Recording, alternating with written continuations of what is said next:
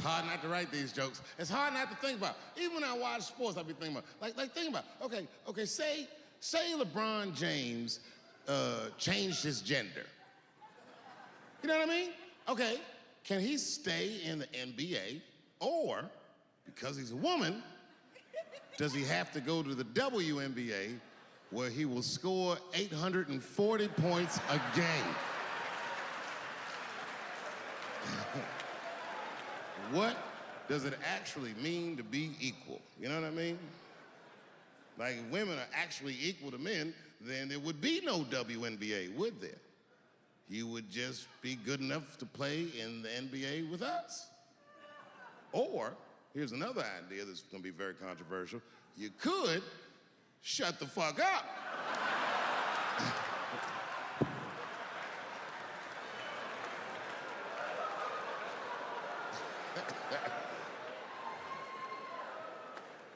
I'm sorry, ladies, I got a fucking Me Too headache. Y'all is killing me right now. It's really fucking tough to watch what's going on. You know, ladies, I said it in my last special, and I got in a lot of trouble for this. I told you were right. But the way you're going about it is not going to work. But I'm biased. I said it. Louis C.K. was a very good friend of mine before he died in that terrible masturbation accident.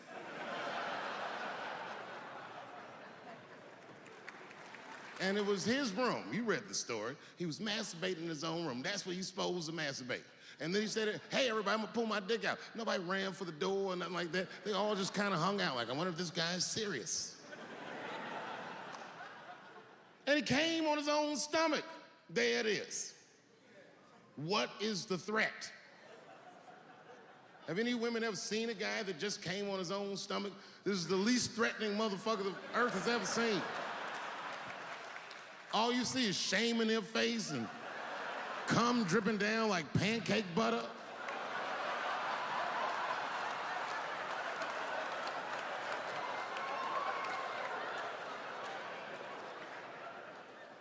He didn't do anything that you can call the police for. I dare to try. Call the police on him. Hello, police? Yes, I am on the other line with comedian Louis C.K., and I think that he is masturbating while I'm on the phone. You know what the police are gonna say in Atlanta? Well, what are you guys talking about?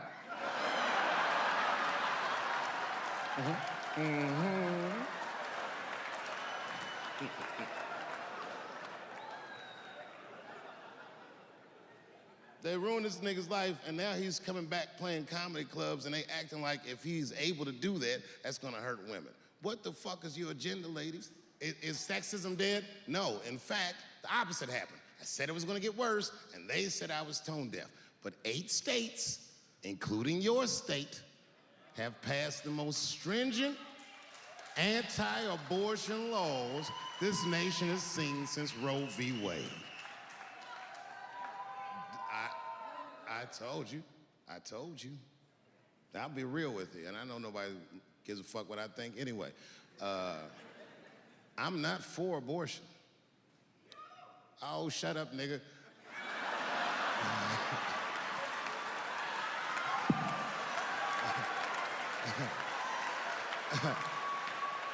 I'm not for it, but I'm not against it either. It all depends on who I get pregnant.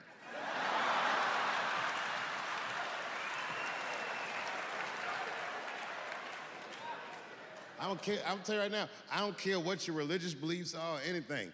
If you have a dick, you need to shut the fuck up on this one. Seriously.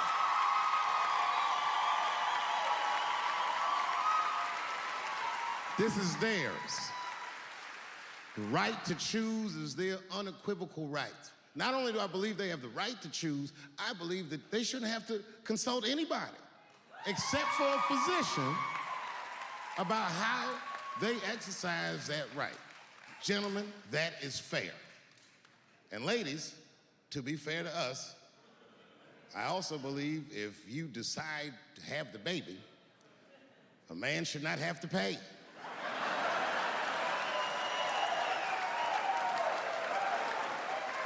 That's fair. If you can kill this motherfucker, I can at least abandon him. It's my money, my choice.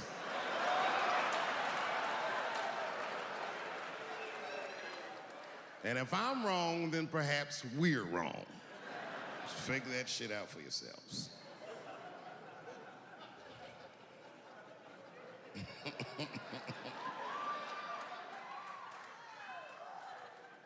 I mean, really, y'all, what the fuck are we doing? I can't live in this new world you're proposing. And meanwhile, while we're worrying about all this other shit, look at what's happening. They just killed another 12 people in a mass shooting in Virginia Beach. This shit's happening every week. It happens so much, I don't care anymore. I came home early from the road. I had a $12,000 suit on, because life's been going good. And I got home early, and dinner was cooking. You ever come home when dinner's cooking? Doesn't that smell good? And my son saw me, and he was like, Dad's home. And he got up from the table and ran over to give me a hug, but he had chicken grease all over his face. So I stepped on him like, yo, my man. Wash these threads, son. This is an expensive suit. I don't want you to get the chicken grease all over me. And he was like, what the chicken grease? Dad, this is duck.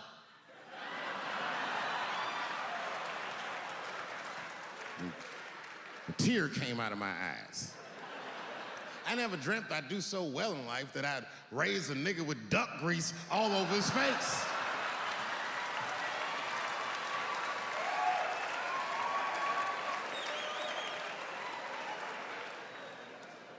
And we sat down, we just talked about everything. I was telling my wife about how my shows were going, and I told her my trans jokes, and she was like, oh, I hate that joke. And you know why she hates the joke? Because she's Asian.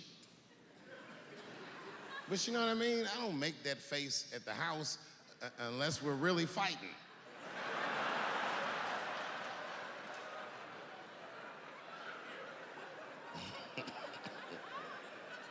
And me and her, like, we weren't arguing, but you know what I mean? She was just like, you need to stop doing that. And then I tried to change the subject. I go, how is school going, boys?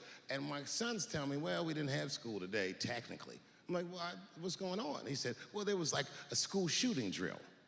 I never heard of this. You know what this is? They have drills that they make kids do where they practice what to do if somebody comes to shoot up their school. I'd never heard that before. I was like, what the fuck? Then I had to tell my sons the truth. I didn't want to tell them this shit. Son, listen to me. Fuck that drill. If somebody comes to your school and wants to shoot it up, I'm just gonna be honest with you. You probably gonna get shot, nigga. I'm just being real. You got a famous dad. I talk a lot of shit. They gonna be gunning for you, little buddy. Just stay low and run in a zigzag pattern, and don't try to save anybody, son. Do you understand me?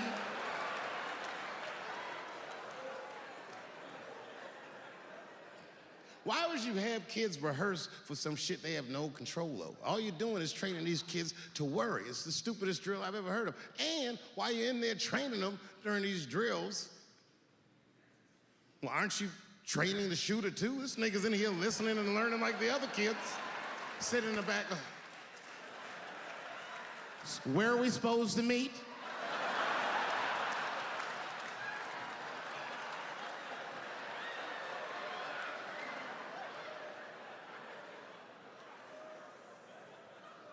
If you're a parent, this shit is terrifying. This shit is real scary. All the parents is looking at each other crazy. Because we know as parents that one of us is raising the shooter. Just don't know which one of us it is. All we know for sure is that if you're a white parent, the chances that it's you exponentially higher than the rest of us. And shooting up school is a white kid's game. It's fucking crazy. You know, I hated school too. It never occurred to me. Kill everybody in school? It's fucking crazy. Just do what I did, nigga. Try some things. Have you skipped school, nigga? Skip school. Take a walk and meet some other kids. Fuck school, nigga. Try drugs. Have you tried drugs out, nigga? That might...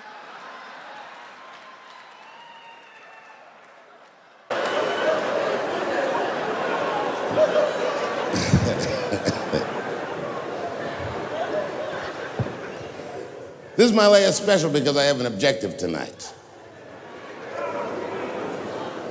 I came here tonight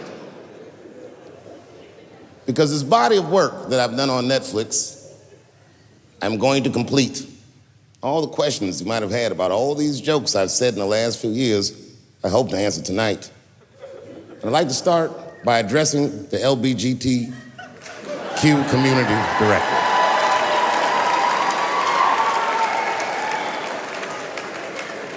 And I want every member of that community to know that I come here tonight in peace.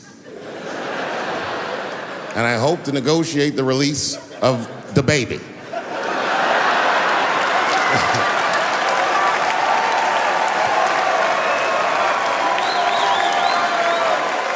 Sad, sad, sad story. The baby was the #1 streaming artist until about a couple weeks ago. He took a nasty spill on stage and said some wild stuff about the LGBTQ community during a concert in Florida. Now, you know I go hard in the paint, but even I saw that shit and was like, God damn, the baby. Ooh, he pushed the button, didn't he? He pushed the button, punched the LGBTQ community right in the AIDS. Can't do that. Can't do that. But I do believe, and I'll make this point later, that the kid made a very egregious mistake. I will acknowledge that. But, you know, a lot of the LGBTQ community doesn't know the baby's history. He's a wild guy. He once shot a nigga and killed him in Walmart. Oh, this is true. Google it. The baby shot and killed a nigga in Walmart in North Carolina. Nothing bad happened to his career.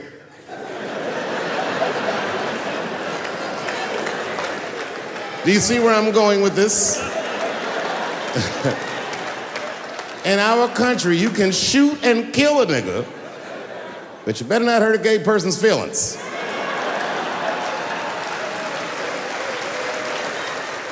And this is precisely the disparity that I wish to discuss. I have a question for the audience. And this is a real question. I'm not joking around. Is it possible that a gay person can be racist?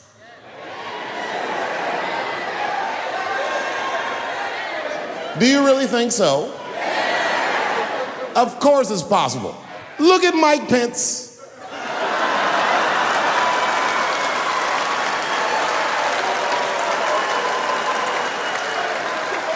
Ooh, I'm guessing, but I bet you he's gay. And he's not Pride Parade gay either. He's sad gay. Feel bad for him. He looks like one of them gays that prays about it.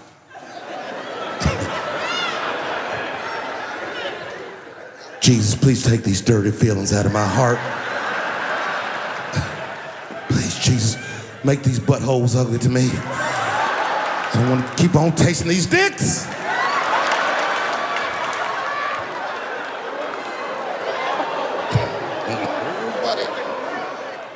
You guys are confusing the emotions. You think I hate gay people, and what you're really seeing is that I am jealous of gay people.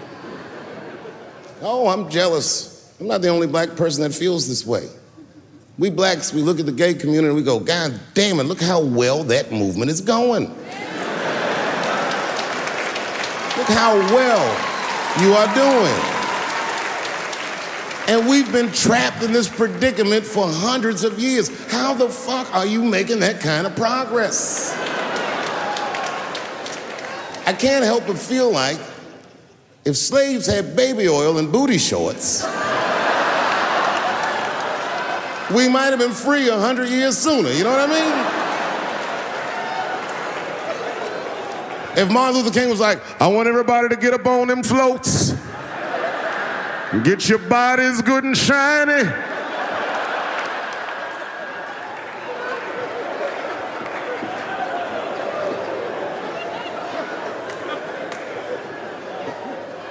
I don't hate gay people at all. I respect the shit out of you. Well, not all of it. I'm not that fond of these newer gays. Too sensitive. Too brittle. Those aren't the gays I grew up with. I miss them old school gays, nigga. Them Stonewall niggas, them the ones that I respect. They didn't take shit from anybody. They fought for their freedom. I respect that shit. I'm not even gay. And I want to be like a Stonewall nigga. Them old school gangster gays, them glory hole niggas, them the ones I like.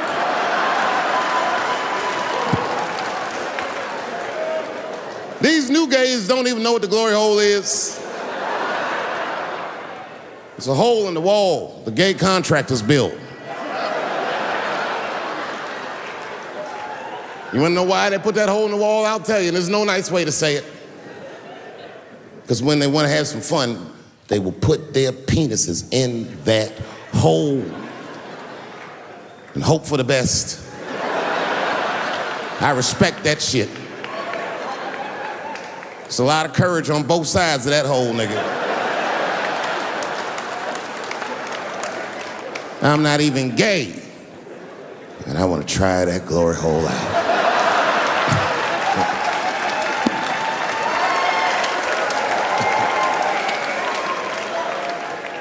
What if Martin Luther King had to integrate the glory hole? I don't care if it's black lips back there or white lips back there. A mouth is a mouth. A warm, wet mouth. I'm going all the way. I got in a fight, almost got in a fight. It's complicated. I was in a bar in Austin with my wife, and it was during COVID, and a woman came to our table, and she was maskless. And this bitch came over, no mask, all H words. Hi, how are you? Droplets was coming out of this bitch's face. We all covered our drinks. Oh, bitch, what are you doing?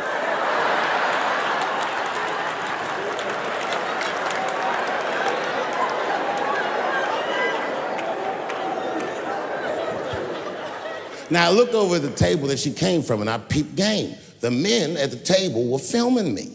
This happens when you're famous. People will come over and try to rattle your cage and get you to say something stupid or dumb so that their buddies can film it and they get a video of you embarrassing yourself. And clearly I said, this is what's happening. And these dumb motherfuckers thought that it was my first rodeo.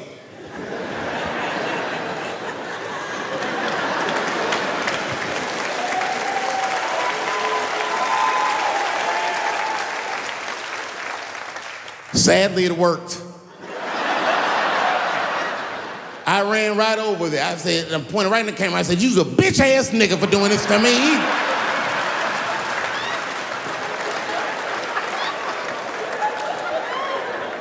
And the dude was shocked that I said it. He said, oh. And when he did like this, I seen all his fingernails was painted, and I realized, like, uh-oh.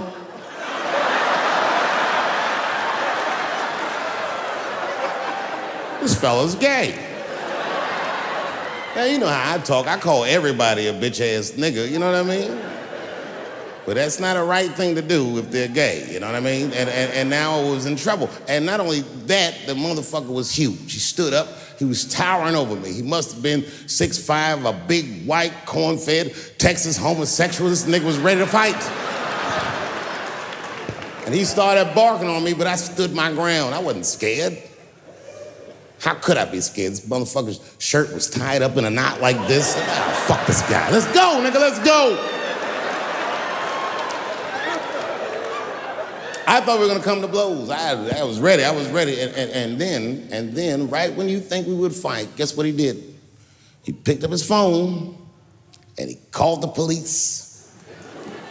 And this thing I'm describing is a major issue that I have with that community. Gay people are minorities until they need to be white again.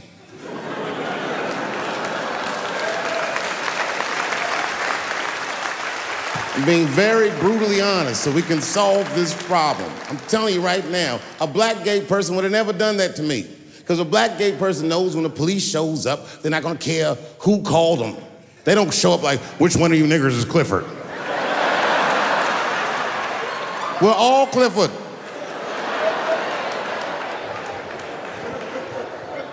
This happens far too often. Another time, about 6 years ago, there was a lesbian woman that tried to sell a story about me to TMZ. Thank goodness TMZ could see right through the sham of that story.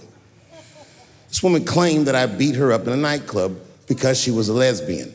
That is fucking crazy. Bitch, I didn't even know you was a woman.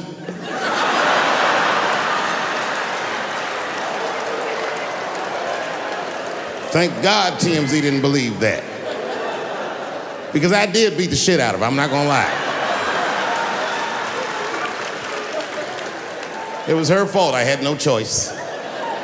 I came in the club minding my own business, and a woman came up to me, she goes, oh my God, Dave Chappelle. And I was just being reciprocally nice. Hey, miss, how are you, blah, blah, blah. Benign talk, nothing to it. And all of a sudden, this lesbian fellow stepped between us. Hey, nigga, that's my girl. I said, yo, my man, back up, like that. She said, I ain't backing up off shit, nigga, that's my girl. I said, bro, you're gonna have to give me 3 feet like this. She said, stop calling me a man, motherfucker. I'm a woman. I said, what?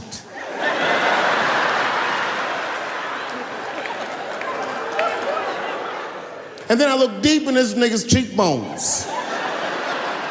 I said, oh my God, you are a woman. It was just too much for me to even wrap my mind around. But I tell you what, I unballed my fist immediately, and I softened my posture so that she would know she's in no danger. I even changed the tone of my voice. I said softly, sweetly, like a pimp might say. Bitch, I'm about to slap the shit out of you.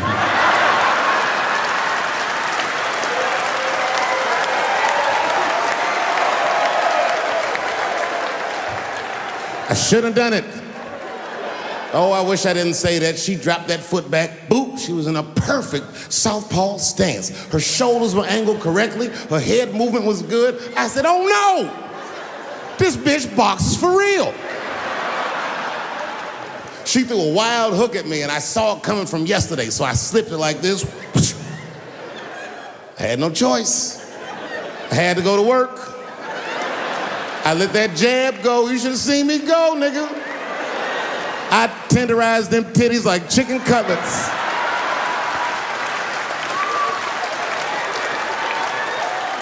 I whooped the toxic masculinity out of that bitch.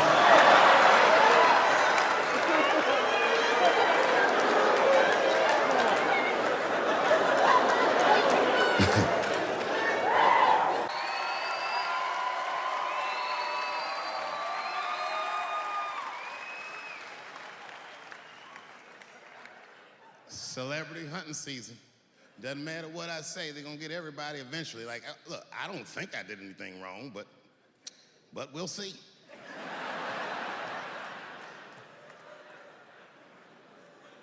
They even got poor Kevin Hart. Can you imagine such a thing? Kevin Hart, let me tell you something.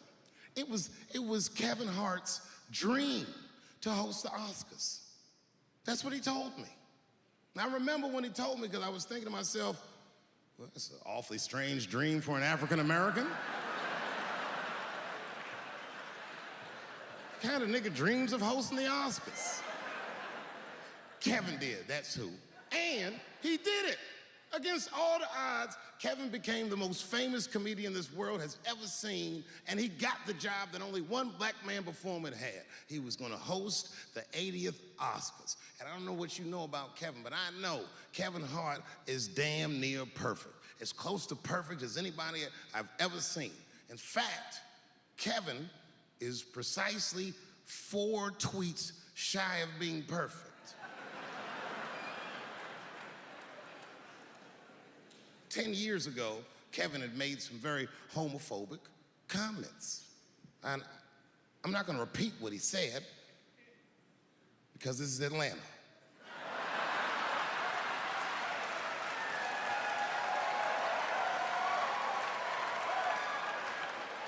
You know what I mean. I'm sure there's a lot of gay men here tonight with their wives.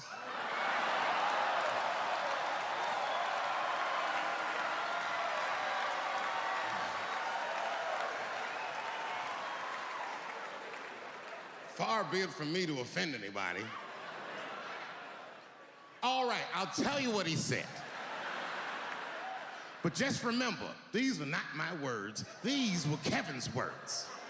And it was a long time ago. And I'm paraphrasing because I'm not good at telling other people's jokes. Okay, Kevin said that if his little son was demonstrating or exhibiting homosexual behavior around the house, that he'd chastise him. He'd say, hey, that's gay. And then he said he would smash a dollhouse over that child's head. Ooh, the gay community was furious. And I don't blame them. I got a lot of gay friends. And all of them, 100% of them, all have told me fucking horror stories about the shit they had to go through just to be themselves. Crazy, crazy stories. And in all those stories, I gotta say, not one of them has ever mentioned anything like their father smashing a fucking dollhouse over their head. Because clearly Kevin was joking. Think about it. You would have to buy this nigga a dollhouse to break it over his head in the first place. Does that sound right? Is anybody gonna do that? The gay community was upset, and then they put so much pressure on the Academy of Motion Pictures and Sciences that they went to Kevin and said, if you don't apologize to that community, then you cannot host these Oscars. And then Kevin said, fuck it, I quit.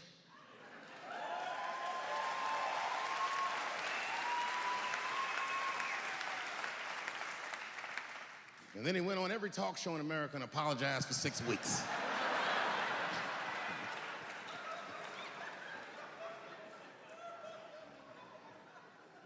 Kevin fucked up. I understand the mistake he made because I've made the same mistake early in my career. This is many years ago, 15 years ago. It's when I was doing Chappelle show. There's a, thank you.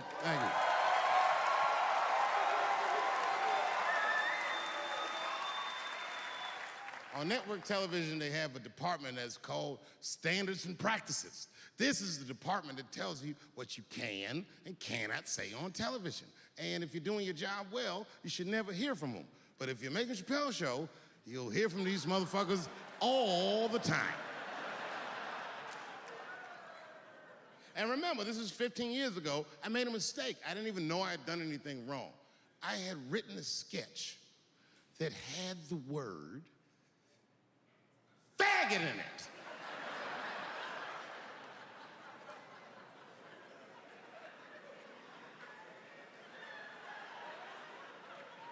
So I had to go to Standards and Practices. They called me up. I don't know why they're calling me, but I like the lady that runs the department. She's usually really fair and was one of my favorite people I've ever worked with. So she sits me down. We have a nice conversation. She tells me, oh, the sketches are great. I go, oh, fantastic. Well, then why am I here?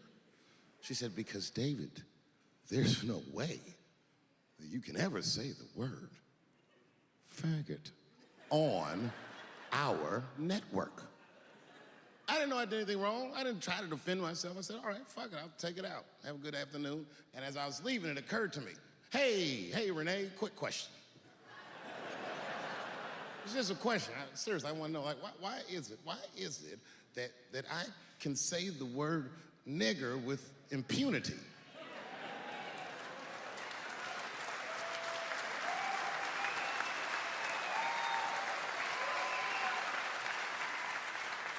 But I can't say the word faggot. And she said, because, David, you are not gay. I said, well, Renee, I'm not a nigger either.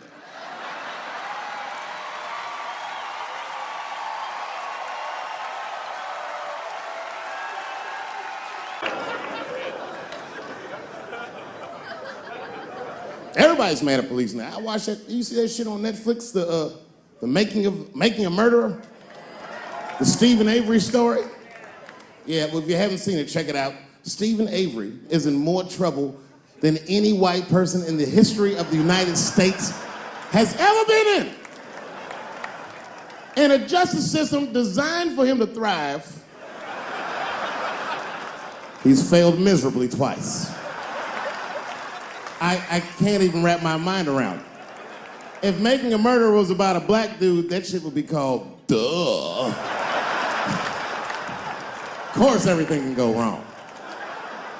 Seems like he did it all right. The motherfucker even had $200,000 for his legal defense. That should get you off in Wisconsin. That's like OJ money.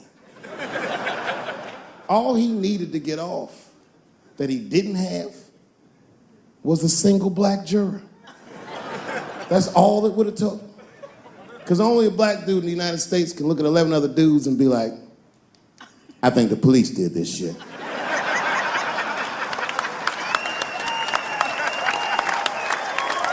He's fucked up in the game. That's how OJ got off. I've been watching that new OJ show. I can't get enough of that shit. Doesn't it bring back good memories? But I forgot how, like, just how polarizing that OJ case was. And you know, I've met OJ Simpson on 4 different occasions in my life. And before the end of the show, I will tell you about each of those occasions. The first time I met O.J. Simpson, I was in Santa Monica. Santa Monica? Yeah. I can't believe a black dude was like, Santa Monica. He was the last niggas I was expecting to say that. Let's see your shoes. You got some Vans on, nigga? What you got on? Santa Monica!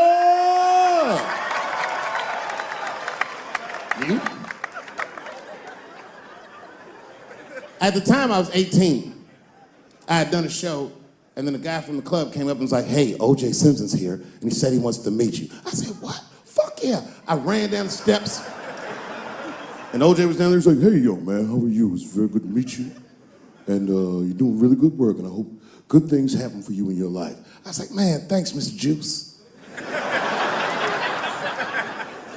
Standing beside him, well, I don't know the nice way to say this, his soon-to-be slain wife. Ladies and gentlemen, man the fuck up or you're not gonna make it through the end of this show. Just man the fuck up. She's dead, you already know, we know what happened. We don't know who did it, but we know what happened.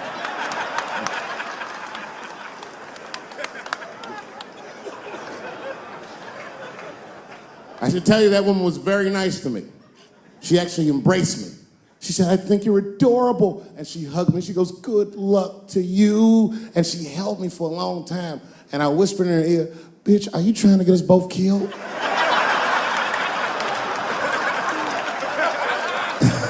I'm just kidding, I didn't say that. But that was the first time in a nutshell.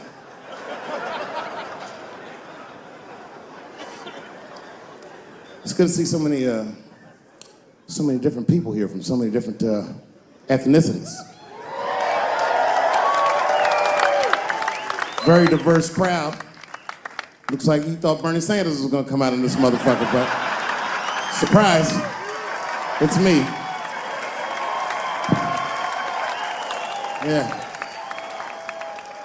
Yeah, no, you know, I'm happy really to see black people come. You know, a lot of black people don't fuck with me like they used to. But there's a lot of reasons, there's a few reasons you don't see black people at my shows. One is because obviously black people have slower internet connections. I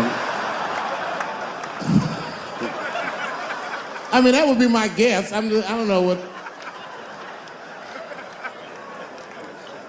Actually, my own actions drew a wedge between me and the community I hold so dear.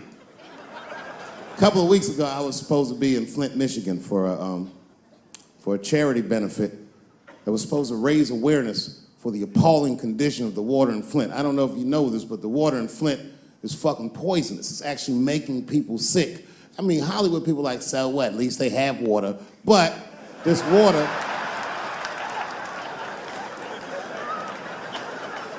water's fucked up.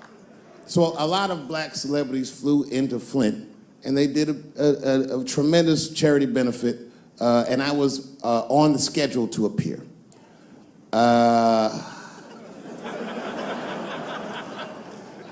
So the reason a lot of people haven't heard about this benefit, it was the same day as the Oscars.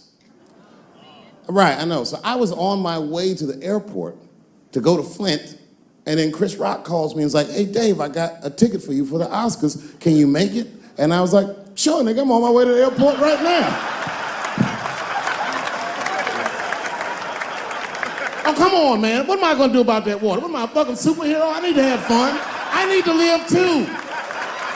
I didn't fuck that water up. Stevie Wonder was there. They didn't need me.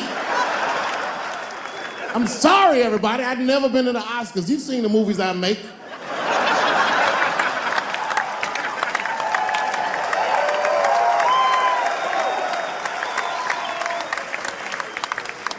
I was excited as fuck. I knew I was gonna get in some trouble because when I was walking in the red carpet, the black press came after me.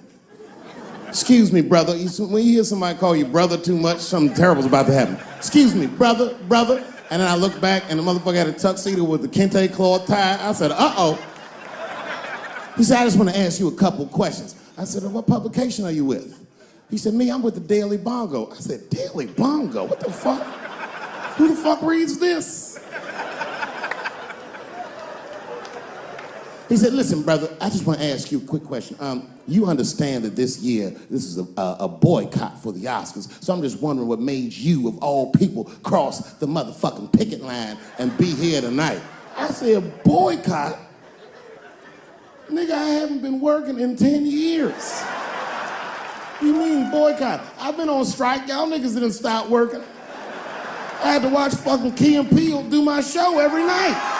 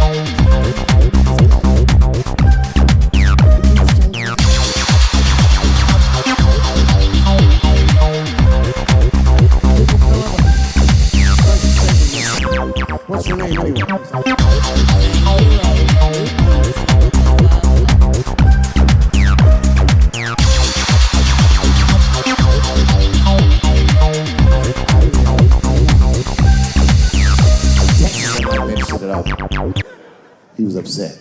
That's impossible, gay superhero. I said, what? Well, I have others.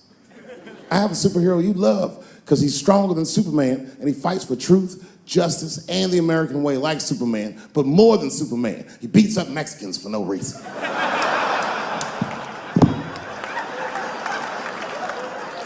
The Texan's like, you got my attention. I was like, man, this motherfucker is so strong, he can fly and do all this great shit. Only problem with this guy is he can't even activate his powers unless he touches a woman's vagina. Not a long touch, just a couple of pats.